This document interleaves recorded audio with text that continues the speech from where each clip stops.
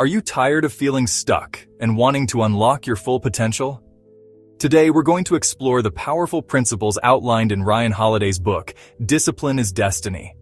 From ancient wisdom to modern-day applications, get ready to discover how discipline can be the key to achieving greatness and creating the life you've always wanted.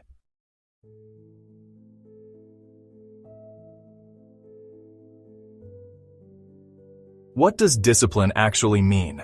Discipline is the ability to control your thoughts, emotions, and actions so that you can achieve your goals. Most people misunderstand discipline as being serious and strict all the time, but you can be disciplined and still enjoy your life.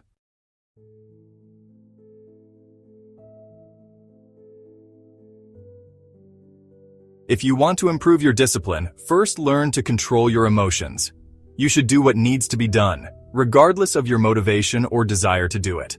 Also, you need to learn to eliminate distractions, prioritize your work, and set clear boundaries. In short, this will teach you to develop productive habits, stay committed, and push yourself to achieve more each day. You'll also learn new time management skills that will make you more flexible and focused. So, do you want to achieve all your dreams?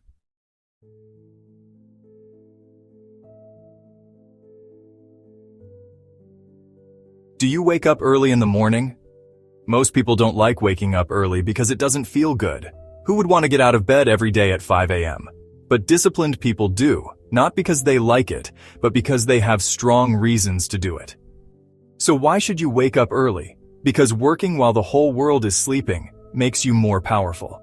You can do whatever you want. No one can disturb you at this time, so you are more energetic and focused. In the morning, your brain is completely fresh and ready for creative work.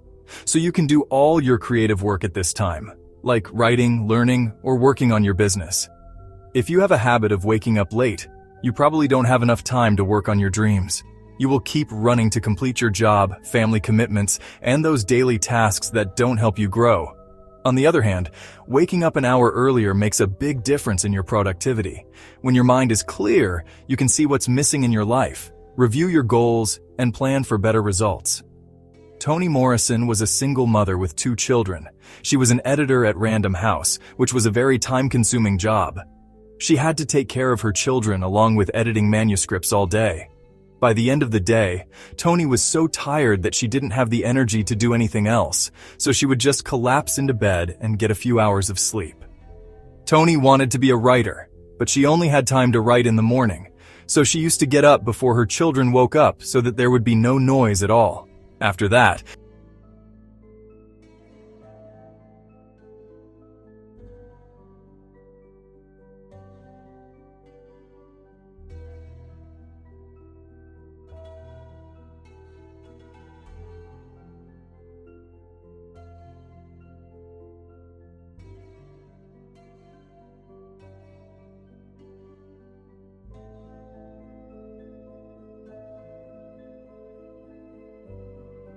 Black woman, Toni had to struggle a lot to raise her children after her divorce. Working with white and privileged men was not easy. Toni understood very well that she was no longer a child. She would have to take on the responsibility of her children like an adult, quickly. Even when extremely tired, Toni would get up early every morning. She gave her all to writing, and in 1970, her first novel, The Bluest Eye, was published. Toni has written several novels, children's books, plays, and short stories. She also won the National Book Award, the Nobel Prize, and the Presidential Medal of Freedom. If Toni hadn't been inspired to wake up early and write, she probably would never have been able to balance all her responsibilities. So the next time you feel lazy, remember your dreams. Won't you work hard to fulfill them? Don't you want to make your future bright? Also, think about the people who are getting ahead of you by waking up before you. Will you let them win? Or will you get up and fight? Your ancestors also used to wake up early in the morning to farm, hunt, and make things. Of course, they lived simple lives, but they understood their responsibilities very well. You can achieve more, and waking up early is the habit that will take you there.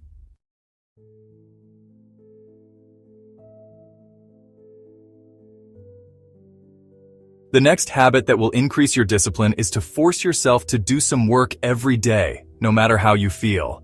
You should complete your work every day, even when you don't feel like doing anything. If you want to lose weight, walk a mile.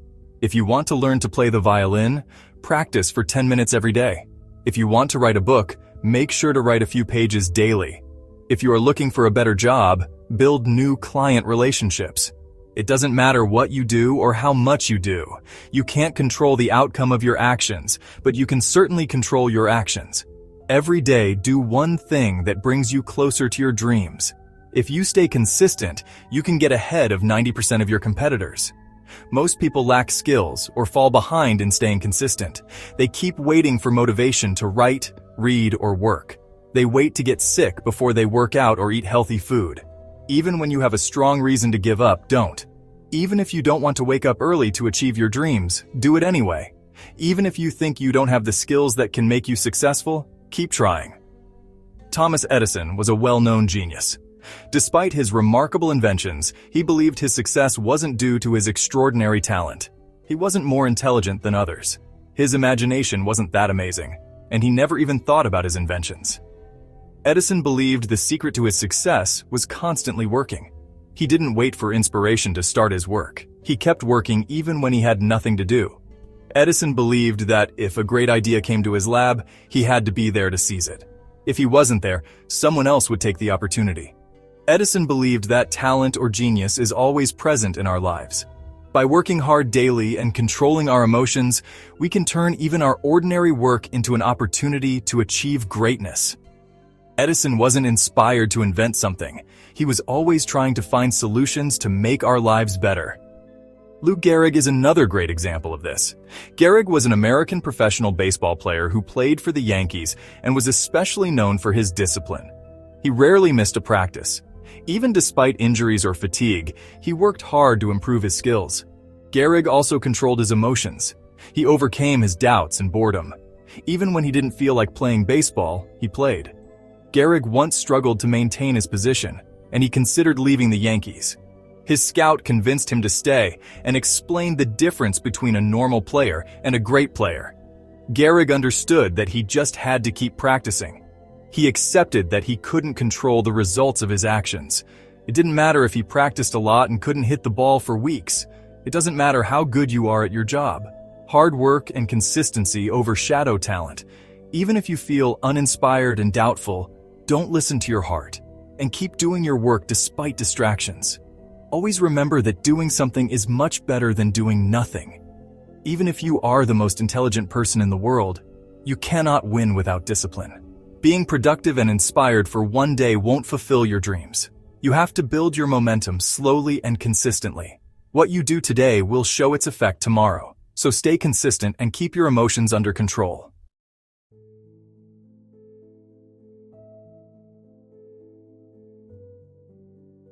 Modern life has made everything so easy. You can receive money online with just one click, order hot and tasty food, and even shop online. You can earn money while relaxing on your couch and spend it online too. This means you can live your entire life without even stepping out of your house. This comfortable life becomes an addiction. Nowadays, people want to make their lives easier and easier every day. We want instant success because we don't want to work hard. We are building smart homes because we don't want to do household chores. We hire nannies to avoid handling our noisy children. We want to eliminate everything that makes us feel uncomfortable. These choices may make our lives easier, but they also destroy our self-discipline. If you give yourself too much comfort, you are setting yourself up for failure. Life will not always be in your favor. You don't know what the future holds.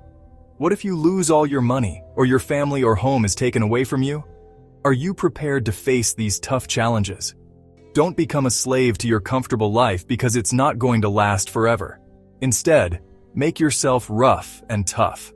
Challenge yourself to run a marathon, live without AC for a few days, lift weights, take cold showers, and live without the internet.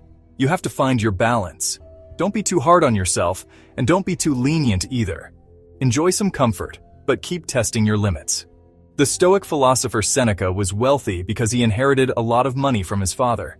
He didn't spend his wealth on luxuries. Instead, he invested his money in Rome and became even wealthier. He was living a comfortable life, but he didn't get too used to it. Occasionally, Seneca would live like a poor person for a few days. When he lived as a poor man, he would eat very little and wear very simple and cheap clothes. He would sleep on the floor and survive only on bread and water. Many people are doing this nowadays. They take cold showers every morning to experience discomfort. These wealthy people intentionally experience discomfort because they want to become more productive and test their limits. Some people even do it to show off on social media. But Seneca was different. The first reason is that he endured pain because he wanted to experience the harsh realities of life. He considered this 3-day period of discomfort as a test that he had to pass at any cost. Second, Seneca wanted to experience the life of poor people firsthand and understand their struggles. This removed the fear of losing his wealth from his mind. While most of his rich friends couldn't even imagine living without money, Seneca was not afraid to spend his entire life on just bread and water. Seneca was the Stoic instructor of the Roman Emperor Nero. When Nero started acting irrationally, Seneca wanted to leave him. He was even willing to give up all his wealth in exchange for his freedom. Nero couldn't understand how anyone could give up their immense wealth. So Nero decided to poison Seneca to prevent him from leaving. Now, because he survived only on berries and water, the poison had no effect on his body. This is how Seneca's uncomfortable life choices saved him. What are your life choices? If tough times come in life, will they be able to save you? The person who wins in life is the one who is prepared to face any situation. They can face any trouble in life. You too can prepare yourself to fight any situation by making your life a little uncomfortable.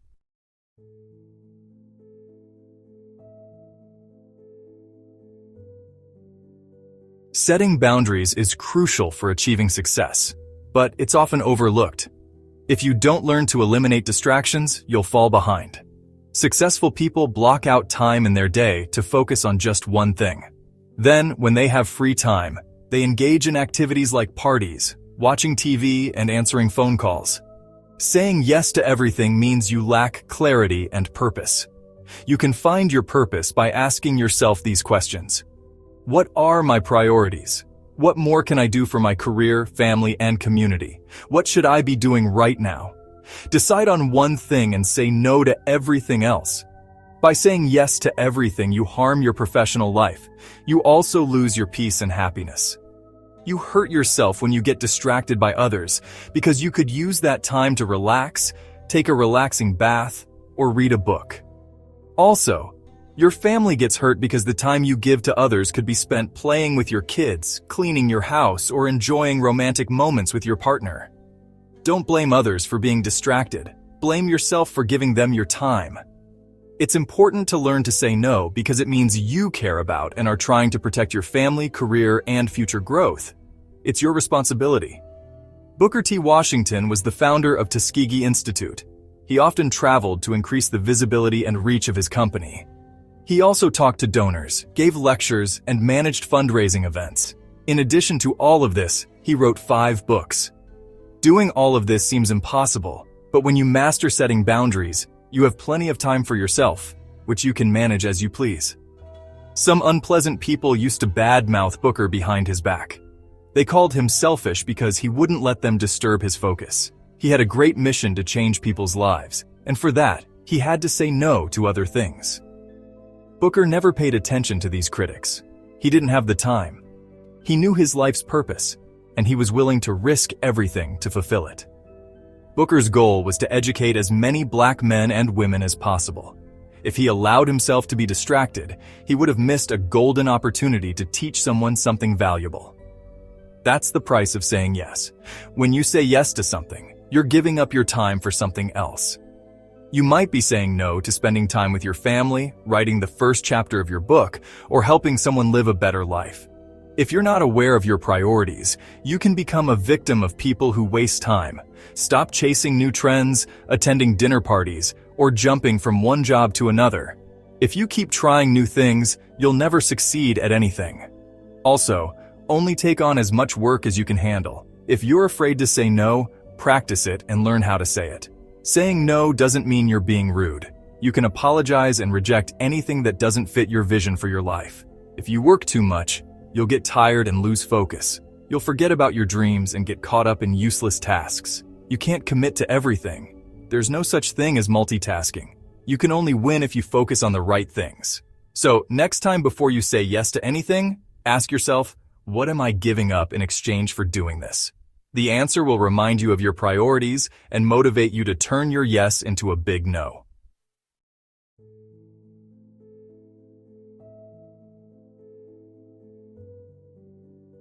What does perfectionism even mean?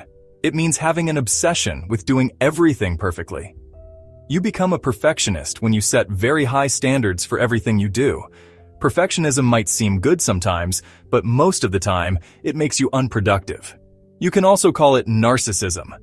When you start believing that your work is super valuable to others, that's when you become self-obsessed. You start thinking that people are eagerly waiting to see what you create next, so you push yourself harder to deliver only the best quality work. Here, you're not being productive or disciplined. You're becoming self-centered and selfish. Try to be a little realistic. Most people don't care about what you're doing because everyone is busy with their own lives. The people who love you don't think about the quality of your work. They will appreciate whatever you do, no matter how average it is. If you keep searching for the perfect job, you will miss many golden opportunities. You will be stuck with just one task while you could have achieved so much more. Some people keep procrastinating and call it perfectionism. But these procrastinators don't do anything until they find the right motivation or working conditions.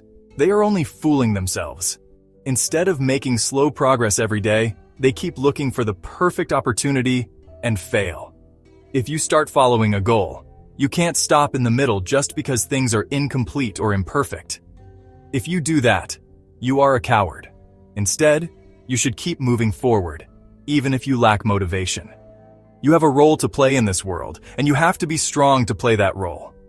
Take the example of Martha Graham, a famous choreographer. In 1931, she got stuck while working on a dance called ceremonial, inspired by Mayan and Aztec cultures. Martha was a perfectionist. She was criticizing every move of her dancers and felt they wouldn't be able to perform well, which would hurt her reputation. Martha spent the entire winter designing this dance. Winter was about to end, and she was unhappy with her work. Her dancers loved the new routine. They were all committed and talented, but Martha didn't like her choreography. She could only see what she didn't like and wanted to change. She was trapped in her critical thinking and couldn't figure out what to do. Martha didn't ask for help, but she got it from others. Her music director, Louis Horst, always pushed her to make quick decisions. He explained to Martha that progress should be continuous, even if it's imperfect. Louis was the only one who could force Martha to complete her dance.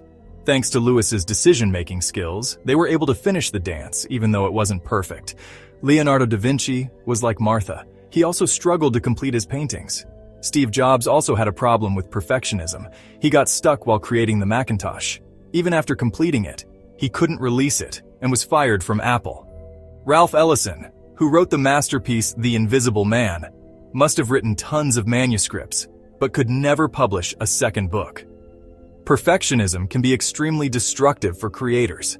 If they can't create something that meets their high standards, they get stuck. This is dangerous because it hinders your progress and increases your anxiety. The process of creating something should be fun. When people forget this, they are left with nothing but sadness, headaches, and irritation. If you are stuck while completing a task, you need a push. You can push yourself or seek help from a friend or advisor to avoid falling into the trap of perfectionism. It's better to start working and complete your work instead of waiting for inspiration or the perfect opportunity to create something amazing. Because what if the inspiration you are waiting for never comes? Will you stay stuck forever?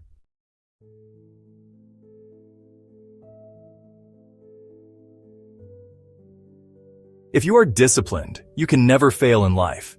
This doesn't mean you won't face challenges, but it means you might miss some steps, fall behind others, and lose some battles. But despite this, your reaction will decide the outcome of these experiences. If your intentions are strong and you get back up, you will learn from it and be able to grow and improve. But if you accept defeat and don't even try to rise, you will remain a loser. Neither life nor any human can be perfect. You will make mistakes, but you also have to accept those mistakes. If you are a perfectionist, you have to manage your high standards and accept your shortcomings. If you don't do this, it will be difficult for you to get back up after failing. Keeping your ego aside, learn from your mistakes.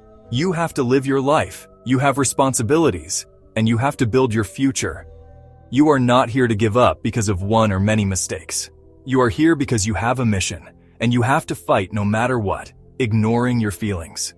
Professional people never give up. They keep doing their work because they love what they do. When you are passionate about something, you don't leave it unfinished despite failing. Your calling or the voice of your heart is what can bring you happiness. So will you lose your happiness just because you failed once? In 1959, professional boxer Floyd Patterson lost to Ingemar Johansson in a boxing match. He trained hard to win, but still, there was something missing. Some people were saying that he lacked commitment, while some believed that he no longer had the hunger to win. Floyd also admitted that he lacked motivation and patience. He was so confident in his skills that he missed some moves. Inside the ring, it was clear that Floyd was not worthy of this victory. His ego was sky high, and his fighting spirit was weak. He wasn't afraid of his opponent. But yes, Floyd made the mistake of underestimating Ingemar, and that became the reason for his defeat. Floyd was knocked down 7 times. In the 3rd round, he lost the championship. For most boxing champions, losing a match meant the end of their career, and the same happened with Floyd until he received a motivational letter. This letter was from Archie Moore, a boxer whom Floyd had once defeated. This letter described the dark feelings after losing a fight. Archie could understand what Floyd was going through because something similar had happened to him once. Most fighters are unable to gather the courage to get back up, but Archie believed that if Floyd changed some of his moves, he could defeat Ingemar and reclaim his place. This letter was filled with kindness and support. It ignited the hunger to win within Floyd, and he was ready to return to training. He practiced the moves suggested by Archie and watched his lost match repeatedly so that he could work on his weaknesses. After losing his belt for a year, Floyd won it back with hard work and commitment. He didn't give up and hit Ingemar so hard that he couldn't get back up. This was the first time a heavyweight had won back his belt in boxing. What would you have done if you were in Floyd's place? Would you give up or fight again? It depends only on you. Lee.